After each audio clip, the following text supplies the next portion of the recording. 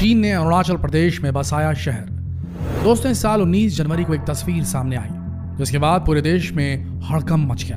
दरअसल इस satellite image के जरिए यह दावा किया गया कि चालाक चीन ने अरुणाचल प्रदेश में घुसकर एक शहर बना लिया है। ये बात तो पूरी दुनिया जानती है कि चीन पड़ोसियों के आंगन में घुसकर अपने गांव बसाता है और फिर उनकी जमीन पर अपना दावा ठोक देता है। लेकिन भूटान और नेपाल के बाद इस बार गांव भारत की जमीन पर बनाने की खबर सामने आई है। इसके मायने क्या है? क्या वाकई ऐसा हुआ है? और हुआ है तो क्यों हुआ है?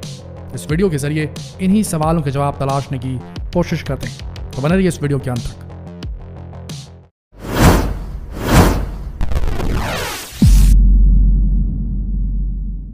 दोस्तों, अमेरिकी एजेंसी प्लैनेट लैब्स की तरफ से जारी ये सैटेलाइट तस्वीर वही है तो ये सवाल पूछ रही है कि क्या वाकई में चीन ने अरुणाचल प्रदेश के भीतर अपना गांव बसा लिया है। यही वो तस्वीर है जो बीते 1 साल से भारत चीन सीमा पर बदली हुई कहानी का दावा कर रही है, और यही है वो तस्वीर जो राजनीतिक बयानबाजी का मुद्दा भी बनी हुई है। तस्वीरों के जरिए यह दिखाया गया है कि अरुणाचल प्रदेश की सीमा के भीतर चीन ने एक आधुनिक गांव बसा लिया है।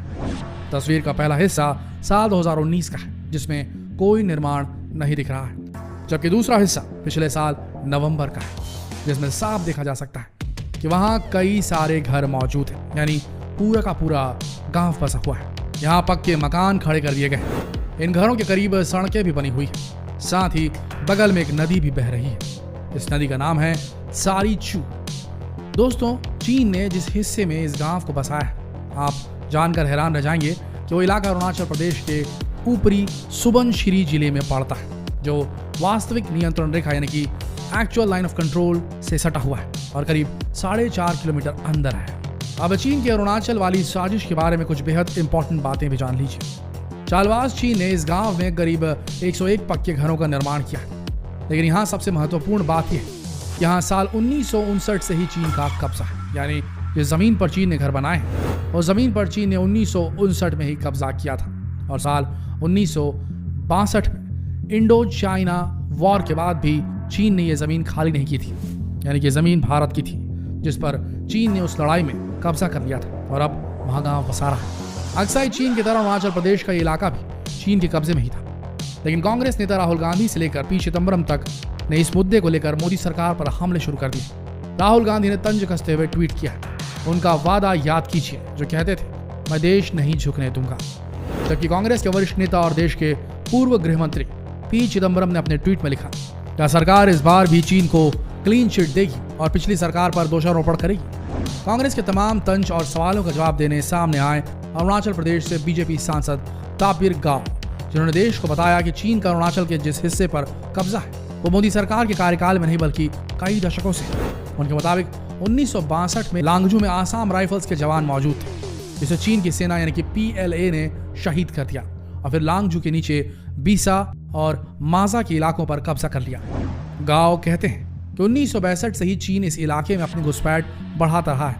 आज तक यहाँ चीन का ही कब्जा है। गांव यही नहीं रुके, उन्होंने कांग्रेस पर तीखे सवालों के बाउंसर उछाल दिए और पूछा कि जब चीन 30-40 सालों तक इस इलाके पर कब्जा करता रहा तब क्या खुफिया एजेंसियों ने भारत सरकार को इसकी जानकारी नहीं दी थी?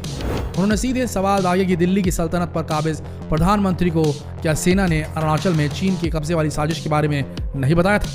जाहिर तौर पर बताया था, तो फिर क्यों चीन को अरुणाचल की जमीन पर कब्जा करने दिया गया? और अब क्यों कांग्रेस मोदी सरकार को बदनाम कर रही है? कांग्रेस को देश के सामने इसका जवाब देना चाहिए, ऐसा गांव ने कहा। दोस्तों, एक तर्क ये भी है कि डोकलाम विवाद में भारत से मुंह की खाने के बाद चीन ने अरुणाचल प्रदेश में यह साजिश रची। आपको बता दें कि साल 2019 में बीजेपी सांसद तापिर गाव ने संसद में यह मुद्दा उठाते हुए कहा था कि अरुणाचल प्रदेश में अगला डोकलाम हो सकता है। एक न्यूज एजेंसी से बात करते हुए तापिर गाव ने यह भी आरोप लगाया था कि चीन ने मैकमोहन लाइन के भीतर ही भारत की टेरिटरी में बीसा और माजा के बीच एक हवाई पट्टी बना ली और हमारी जमीन पर करीब 50 से 60 किलोमीटर तक अंदर घुसकर बैठ गया है। उन्होंने ये भी आरोप लगाए थे कि राजीव गांधी के प्राइम मिनिस्टर रहते समय चीन ने तवांग की सुमडोरंग घाटी पर कब्जा कर लिया था, जिसे वापस हासिल करने के लिए भारतीय सेना जवाबी कार्रवाई करना चाहती थी, लेकिन तत्कालीन सरकार ने सेना को इसकी इजाजत नहीं दी।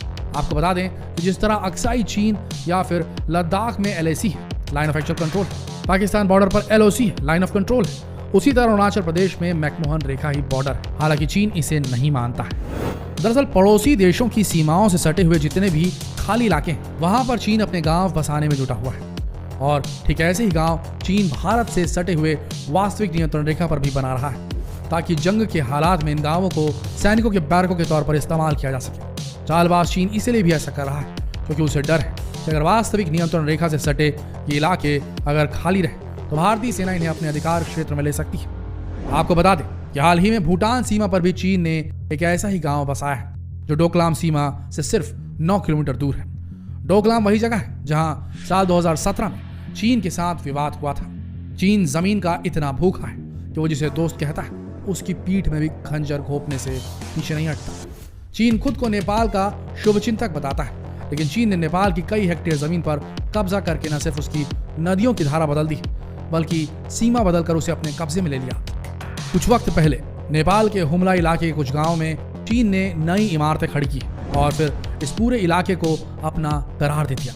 दबाव के बीच नेपाल सरकार भी चीन के इस कब्जे का विरोध नहीं कर पाई, जबकि चीन ने पूरी ताकत से इस इलाके को ही अपना बता दिया और जमीन हड़पने की यानी गांव बसाकर घर लूटने की इसी नीति को वो हिंदुस्तान के साथ अमल में लाना चाहता है। चीन अरुणाचल प्रदेश को तिब्बत का हिस्सा बताता है, लद्दाख में जमीन हड़पने के लिए चीनी घुसपैठ करवाता है। जानकारों के मुताबिक सरहदी इलाकों में दबाव और दबदबा बनाने की चीन की ये सोची समझी रणनीति है। भारत, नेपाल और भूटान जैसे पड़ोसी मुल्कों के साथ चीन की सीमाएं तिब्बत ऑटोनोमस रीजन से जुड़ी है, जहां बीजिंग की सरकार जनसंख्या बदलाव के सहारे पावर कंट्रोल करने में जुटी।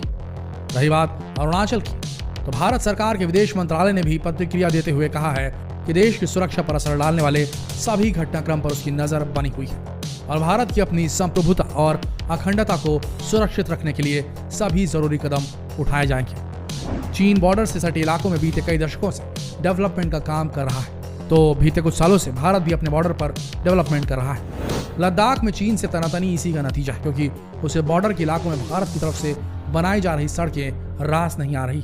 हालांकि गलवान घाटी में हुई हिंसक झड़प के बाद भारत ने साफ कर दिया है कि हम किसी भी कीमत पर पीछे नहीं हटेंगे और इसी लद्दाख की जमीन पर खड़े होकर प्रधानमंत्री नरेंद्र मोदी ने चीन के विस्तारवाद को खुली चुनौती दी थी। तो दोस्तों, अरुणाचल में हमारी जमीन पर चीन के कब्जे को लेकर आपकी क्या राय है? क्या सरकार को त्वरित एक्शन लेना चाहिए या रुककर समझकर सही समय पर अपने टाइम पर अपने हिसाब से जवाब देना चाहिए, जैसा कि भारतीय सेना देती आई है? क्या कहना है आपका? कमेंट सेक्शन में जरूर अपनी प्रतिक्रिया लिखें और अपने रिलेटिव्स, फ्रेंड्स और फैमिली की प्रतिक्रिया जानने के लिए इस वीडियो को शेयर करना ना भूलें, फेसबुक पर, व्हाट्सएप पर, यूट्यूब पर। मिलते हैं अगले दिलचस्प वीडियो में। तब तक के लिए आप सबका इस वीडियो के अंत तक बने रहने के लिए